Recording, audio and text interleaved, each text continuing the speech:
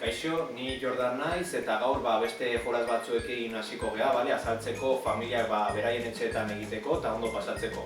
Lehenengo jolasean, bakoitza estatua baten moduan jarriko da geldi eta pertsona bat asmatu behar du ze mugimendu edo ze aldaketa egin dugun gorputzean. Orduan, adibidez, jartzen gea bakoitza postura batean, buelta ematen da pertsona, asmatu behar duena, buelta ematen du eta gu bitartean jartzen gea beste postura batean, aldatzen dugu postura, gero berriz buelta ematen da pertsona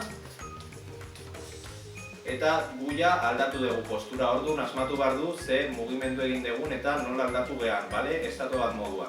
Hori da jolasa, Hurrengo jolasa errepikatzen jolas bat da memoria lantzeko, Orduan, pertsona bat egiten du mugimendu bat eta aurrean dagoena mugimendu hori gehi beste bat egin behar du, Beti juten gea mugimendu bat gehitzen eta gehitzen memoria lantzeko. Faiatzen dugunean berriz hasten gea, orduan egiten dut mugimendu bat eta beste bat gehitzen dut. Orduan ni egiten dut bat, bere mugimendua eta beste bat gehitzen dut. Bi, nirea eta berak asmatutakoa. Eta horrela, denbora guztian bat, bi, hiru, bestea, eta gero beste bat gehitzen dio. Hori da. Eta horrela, faiatu arte, Adibidez egiten dut gaizki, faiatu dut mugimendu goi, eta berriz hasten gea zerotik, Listo.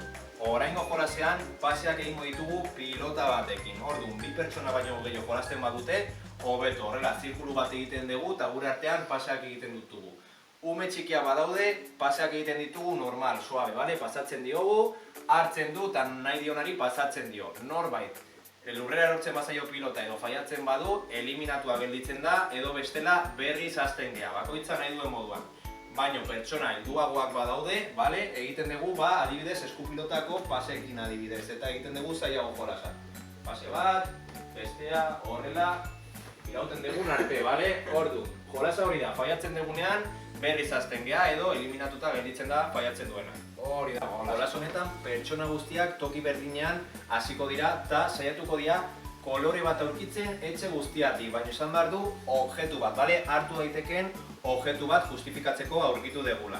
Orduan, adibidez, bilatu kolore bat zuen etxeetan ez dagona hainbeste, adibidez, hemen dakau gorria eta txuria pare guztietan, baina adibidez, esaten dugu berdea, eta juten gea guztiak berde kolore duen objektu bat aurkitzea. Etortzen gea, eta adibidez hemen dakat pilota berde bat. Ekartzen dut eta horrela justifikatzen dut dakadala kolore hori. Gero adibidez, azten gea berriz, posizio berdinean guztiak, eta esaten dugu horia, eta denak horia bilatzea etxe guztietatik. Juten gea etxe guztietatik, eta horia aurkitu dut objektu bat, eta ekartzen diet nire familiakoei, nire lagunei, etxean zaudeten hori, eta justifikatzen dut kolore hori dakadala, horrela, nahi dezuten koloreekin. Orduan, hori da jolasa.